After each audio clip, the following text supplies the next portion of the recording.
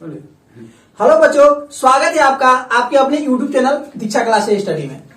जैसे कि आप लोग का बहुत सारा डिमांड था व्हाट्सएप ग्रुप, टेलीग्राम ग्रुप में कि सर 12th का बैच कब से स्टार्ट होगा, कब कीजिएगा।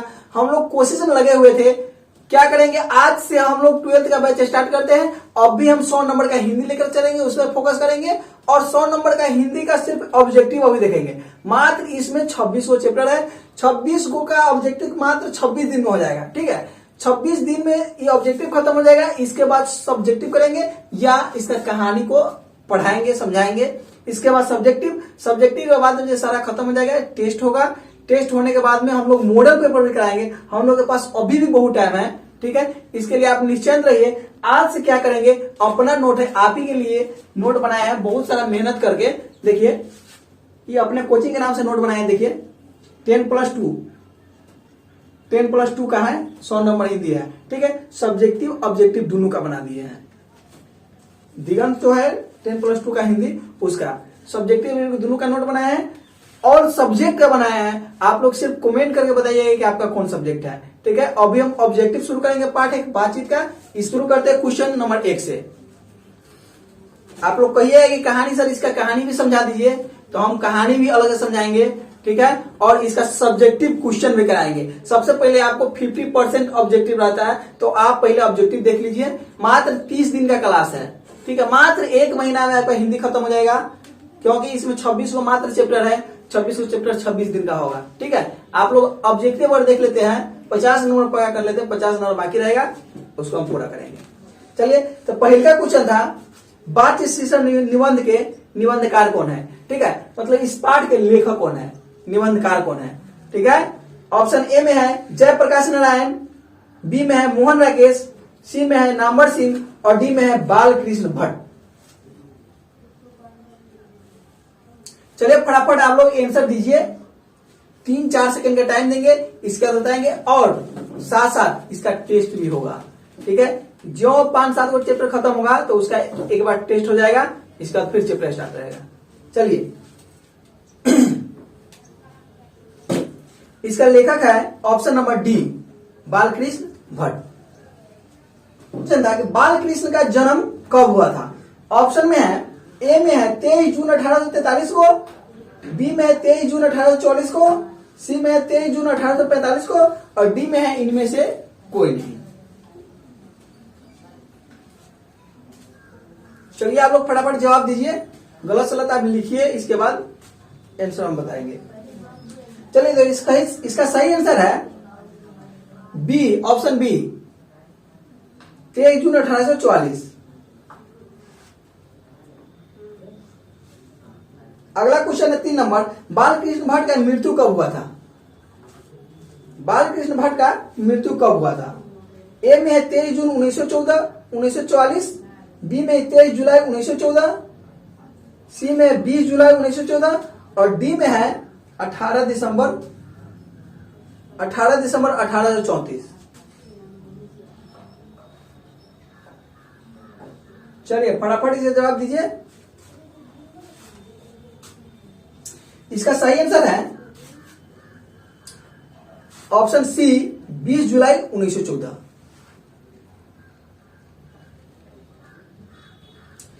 चौथा क्वेश्चन देखेंगे, कड़ा कि बालकृष्ण के माता का क्या नाम था।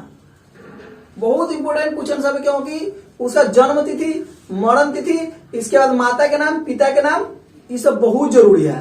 ठीक है, इसलिए मतलब हम सब चैप्टर में इसको हम पहले ही देंगे।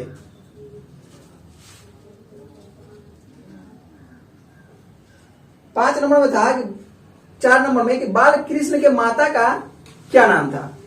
ऑप्शन ए में है सावित्री देवी, बी में है पार्वती देवी, सी में है सीता देवी और डी में है गीता देवी। फटाफट ऑप्शन, सही ऑप्शन को चुनिए।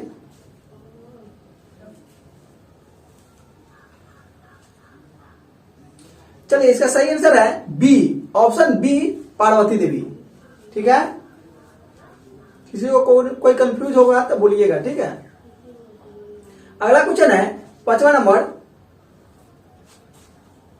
कि बालकृष्ण के पिता का क्या नाम था। बालकृष्ण के पिता का क्या नाम था।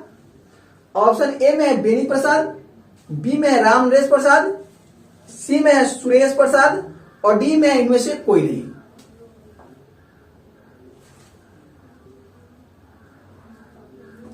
चलिए तो इसका सही आंसर है option A Beni Prasad.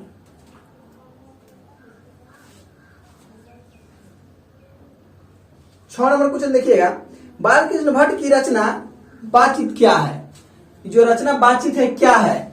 Option A में है एकांकी, बी में है कहानी, सी में है यात्रा संस्मरण और डी में है ललित निबंध। मतलब इस चैप्टर से एक भी क्वेश्चन नहीं छूटना चाहिए, एक भी क्वेश्चन नहीं, एकदम VVI 2022 के लिए। इसका ऑप्शन में आएगा डी ललित निबंध। अगला क्वेश्चन 7 नंबर देखेंगे, बालकृष्ण भट्ट किस युग के निबंधकार थे? ऑप्शन ए में है प्रसाद युग, बी में भारतेंदु युग, सी में है द्विवेदी युग और डी में है स्वतंत्र युग। चलिए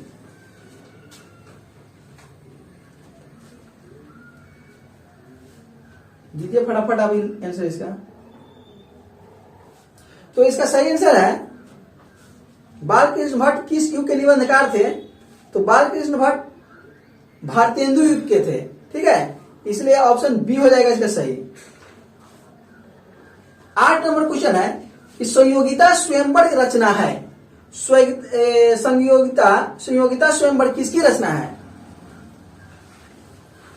बालकृष्ण भट्ट की, प्रताप नारायण मिश्रा की, श्रीनिवास दास की, मैथिली शरण गुप्त की। संयोगिता स्वयंवर किसकी रचना है? इसका सही आंसर होगा सी श्रीनिवास दास की। चलिए अगला क्वेश्चन है, बालकृष्ण भट्ट ने कौन सा मासिक पत्र निकाला था? इन्होंने मासिक पत्रिका भी निकाला था, उसका नाम क्या था? ए में है प्रताप, बी में है कर्मवीर, सी में है हिंदी प्रदीप और डी में है ज्योत्सना।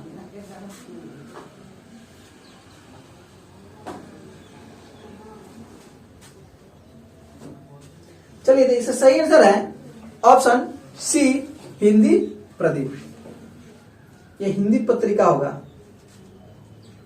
चलिए अगला क्वेश्चन है 10 नंबर, बालकृष्ण ने हिंदी पत्रिका नामक मासिक पत्रिका निकालना कब प्रारंभ किया? मतलब बालकृष्ण ने हिंदी प्रदीप नामक मासिक पत्रिका निकालना कब प्रारंभ किया? मतलब 1 महीना में मासिक पत्रिका निकलता था, ठीक है, कब प्रारंभ किया? ऑप्शन ए में है 1877, बी में 1888, डी में है 1890 और डी में है 1894। फटाफट इसका आंसर दीजिए। क्वालिटी कैसे है बताइएगा, दिखाई दे रहा है कि नहीं?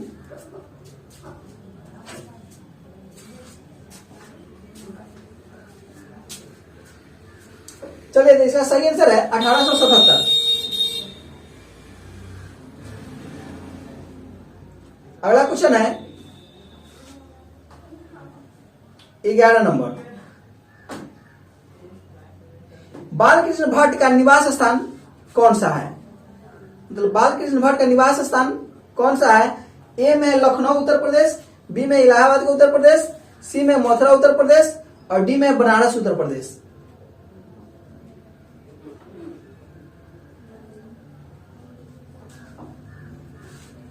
चलिए इसका सही आंसर है बी इलाहाबाद उत्तर प्रदेश, ठीक है। मुश्किल से 30 मिनट का वीडियो होगा। 12 नंबर क्वेश्चन है कि बातचीत के माध्यम से बालकृष्ण भट्ट क्या बतलाना चाहते हैं? मतलब बातचीत जो पाठ है इसके माध्यम से, बोलचाल के माध्यम से बालकृष्ण भट्ट क्या बतलाना चाहते हैं? बातचीत की शैली, भाषा की शैली, संवाद की शैली, इनमें से कोई नहीं।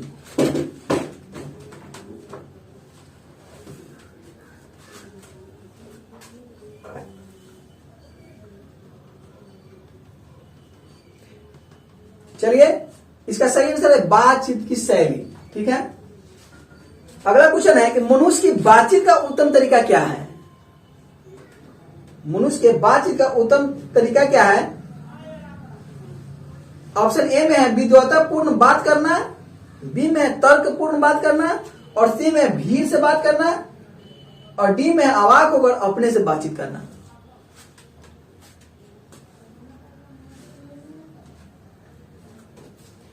चलिए फटाफट इसका आंसर दीजिए।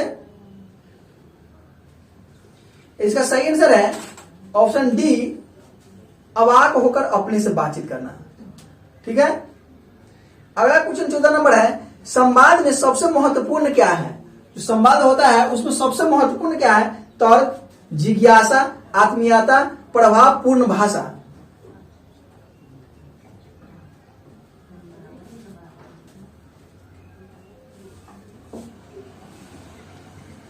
चलिए, तो इसका सही आंसर होगा आत्मीयता। अगला क्वेश्चन है 15 नंबर, कि कौन सी रचना बालकृष्ण भट्ट की है? मतलब इसमें कौन सी रचना है? सिर्फ एक ही वो रचना इसमें है कि बालकृष्ण भट्ट का है। ठीक है, बाकी तीन वो इनका नहीं है। ऑप्शन ए में है रेल का विकट खेल, बी में कछुआ धर्म, सी में है रेणुका, डी में है प्रचय विधा। प्रचय विद्या है। चलिए, इसका सही आंसर बताइए क्या होगा।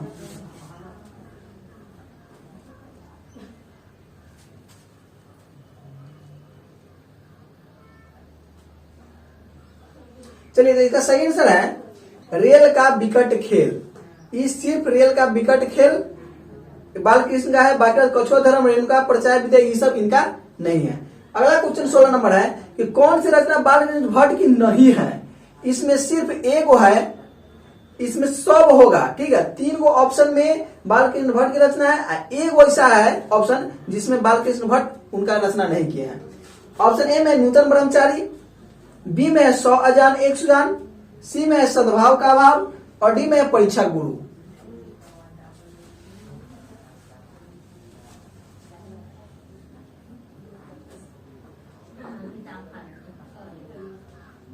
चलिए, तो इसका सही आंसर है ऑप्शन डी, परीक्षा गुरु।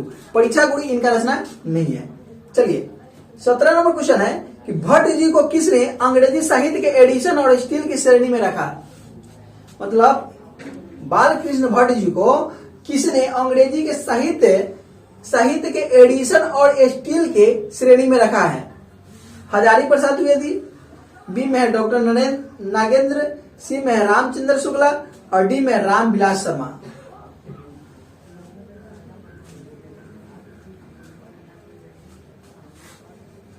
चलिए, तो इसका सही आंसर है option C, Ramchandra Shukla. 18 number question देखेंगे। 18 नंबर में कहता है कि बातचीत किस विद्या की रचना है? बातचीत एक और क्वेश्चन आया था, फिर एक बार क्वेश्चन आ गया। देखिए, बातचीत किस विद्या की रचना है? तो आलोचना, गीत, शोध, निबंध। चलिए, फटाफट आप इसका आंसर दीजिए। हालांकि दोबारा क्वेश्चन है, तो इसका सही आंसर होगा डी, निबंध। चलिए, अगला क्वेश्चन है 19 नंबर, रॉबिन्सन क्रूसो ने 16 वर्ष के उपरांत किसके मुख से एक बात सुनी थी? 16 वर्ष तक रॉबिन्सन क्रूसो ने किसी की आवाजें नहीं सुना था, मतलब आदमी की आवाजें नहीं सुना था। 16 वर्ष के बाद रॉबिन्सन क्रूसो ने किसके मुख से एक बात सुनी थी? ऑप्शन ए में फ्राइडे की, बी में संडे की, सी में एडिशन की, डी में स्टील की।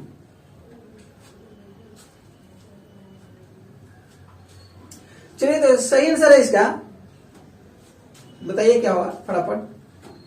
कुछ बच्चा को सही आंसर आ रहा है, देखिए। रॉबिन्सन क्रूसो ने 16 वर्ष के उपरांत फ्राइडे के, ऑप्शन ए नंबर इसका होगा, फ्राइडे के मुख से सबसे पहली बार बात सुनी थी।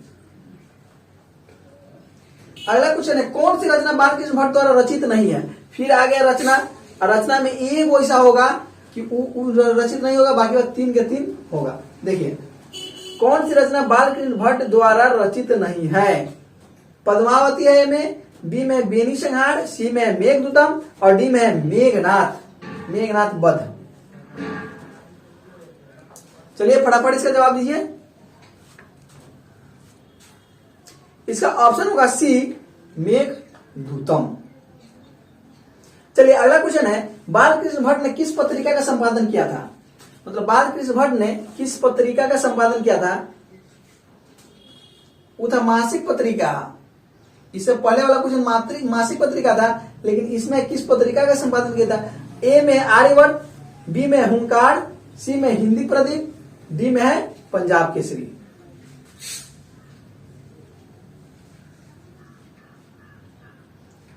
चलिए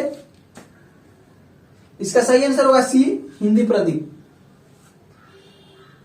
22 नंबर क्वेश्चन है कि आर्ट ऑफ कन्वर्सेशन कहां के लोगों में सर्वाधिक प्रचलित है? आर्ट ऑफ कन्वर्सेशन कहां के लोगों में सर्वाधिक प्रचलित है?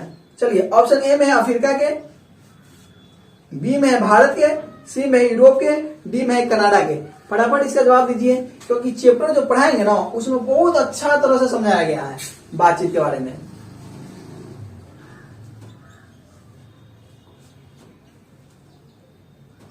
चलिए इसका सही आंसर होगा सी, यूरोप के लोगों में। अगला क्वेश्चन है बाल कृष्ण किस काल के रचनाकार है? ये जो बाल कृष्ण भट्ट है किस काल के रचनाकार है? आदिकाल, भक्ति काल, रीतिकाल, आधुनिक काल।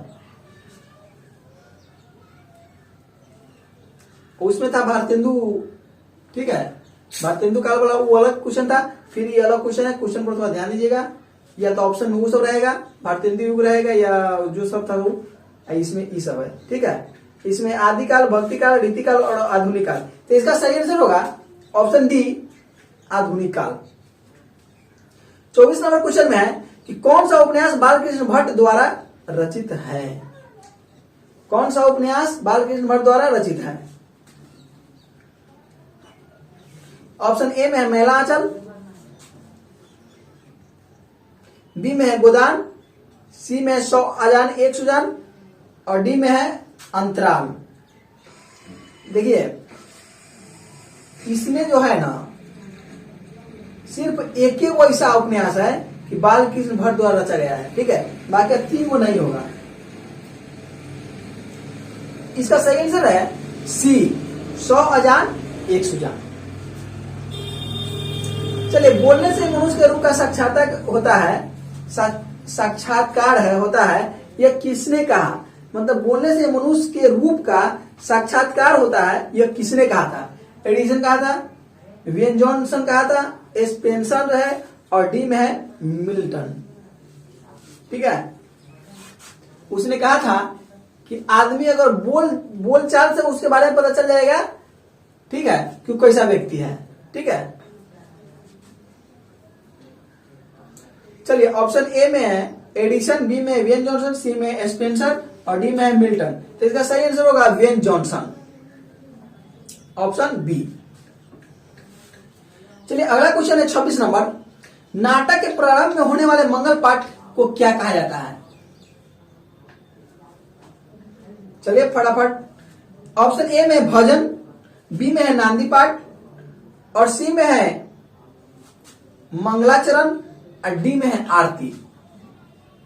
जब नाटक शुरू होता है तो उससे शुरू होने के बाद सबसे पहले कौन पाठ होता है? इसमें से आरती होता है कि भजन होता है कि नांदी पाठ होता है कि मंगलाचरण होता है? चलिए ये होता है नांदी पाठ। नांदी पाठ क्या होता है? जैसे परिचय पत्र होता है ना, कि जो चीज का रोल लेके आता है तो पहले कहता है कि हाँ हम इस फिल्म में चाहे इस नाटक में फला चीज का रोल लिए हुए हैं, तो वो आता है अपन कुछ कहानी को अपने बारे में बता के और चला जाता है, तो उसको कहते हैं हम लोग नांदी पाठ कहते हैं। चलिए 27 नंबर क्वेश्चन है, एडिसन के अनुसार असल बातचीत कितने लोगों के बीच हो सकती है? मतलब असल में बातचीत कितने लोगों के बीच होता है? ऑप्शन है 2, ए में, बी में 3, सी में 4 और डी में 5। मतलब कितने आदमी आपस में एक साथ रहेगा तो बातचीत अच्छा होगा? तो होगा ऑप्शन ए 2। चलिए अगला क्वेश्चन 28 नंबर, कि असल बात सिर्फ 2 व्यक्तियों में ही हो सकती है, यह किसका मत है? मतलब किसने कहा था कि असल बातचीत 2 व्यक्ति के साथ हो सकता है? तीसरा आ जाएगा तो बात नहीं हो जाएगा, बात बदल जाएगा। एडिसन ने, वियन जॉनसन ने, मिल्टन ने, स्पेंसर ने। फटाफट इसका जवाब दीजिए, क्योंकि हम नहीं चाहते कि ज्यादा टाइम आपका वेस्ट करे, ठीक है। बस 20 से 25 मिनट में ही आपको ये चैप्टर कंप्लीट हो गया। आप इसको 1 बार नहीं 2 बार 3 बार 4 बार करके देखिए, इसके अलावा कोई भी क्वेश्चन इस बार से नहीं आने वाला है। चलिए इसका सही आंसर होगा एडिसन, ऑप्शन ए। चलिए तो 29 नंबर क्वेश्चन देखेंगे। रोबिन्सन क्रूसो को कब तक मनुष्य का मुख देखने को नहीं मिला था? रोबिन्सन क्रूसो था, उसको कब तक आदमी को मुख नहीं देखा था? ऑप्शन ए में है 10 वर्ष, बी में है 12 वर्ष, सी में है 16 वर्ष और डी में है 18 वर्ष।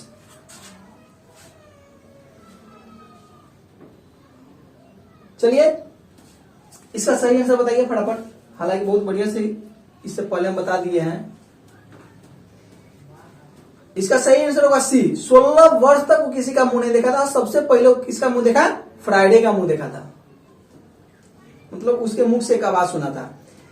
चलिए अगला क्वेश्चन है कि किसके न होने से सृष्टि गूंगी प्रतीत होगी?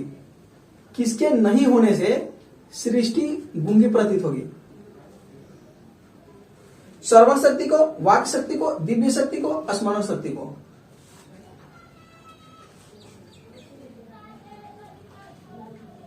चलिए फटाफट इसका जवाब दीजिए।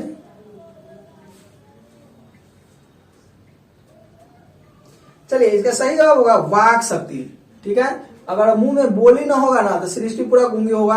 हम लोग एक कोना में लुंज पुंज की तरह बैठे रहेंगे, ठीक है, किसी से बातचीत होवे नहीं करेगा तो क्या करेंगे? जानवर की तरह बन जाएंगे हम लोग। चलिए तो इसका सही आंसर होगा बी, वाक शक्ति। अगला क्वेश्चन है, अगला क्वेश्चन और लास्ट क्वेश्चन, ठीक है, मात्र इसमें 21 क्वेश्चन है। चलिए, बातचीत से मन किस प्रकार का हो जाता है? क्रोधपूर्ण, भारी और बोझिल, हल्का और स्वच्छ, इनमें से कोई नहीं।